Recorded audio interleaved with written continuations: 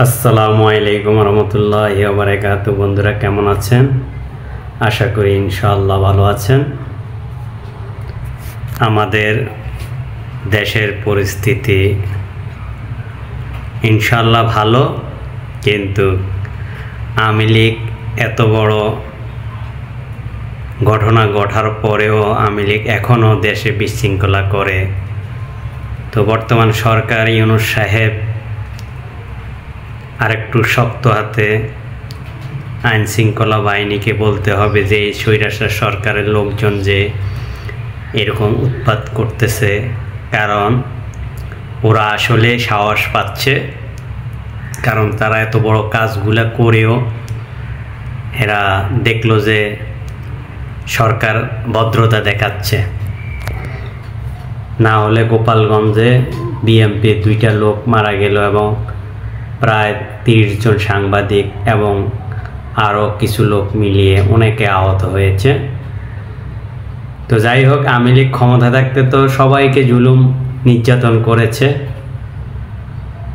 এখনও তারা ক্ষমতায় না থেকেও তাদের ক্ষমতার যে অপব্যবহারগুলা করতেছে, এটা অবশ্যই ডক্টর ইউনূস সাহেব এটা নিয়ে শক্ত হাতে দেখতে হবে।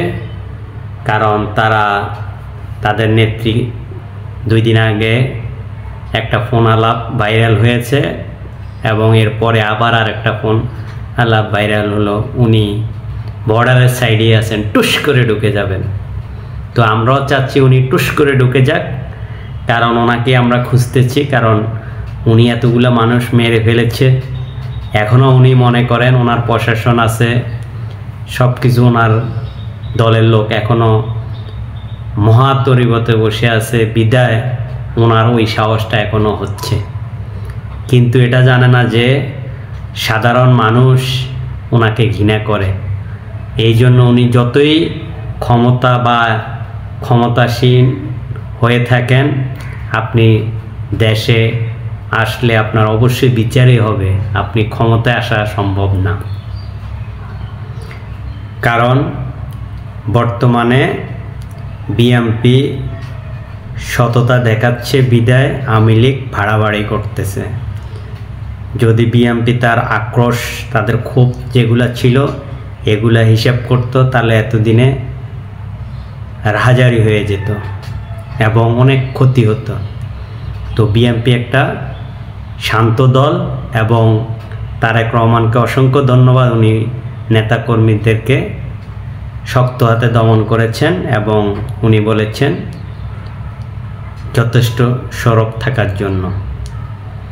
কিন্তু ডক্টর ইউনূস সাহেবের দরকার এখন প্রশাসনগুলোকে দিয়ে তাদের আইনের আওতায় এনে তাদের বিচার করা, গোপালগঞ্জে যে কাহিনীগুলো হয়েছে।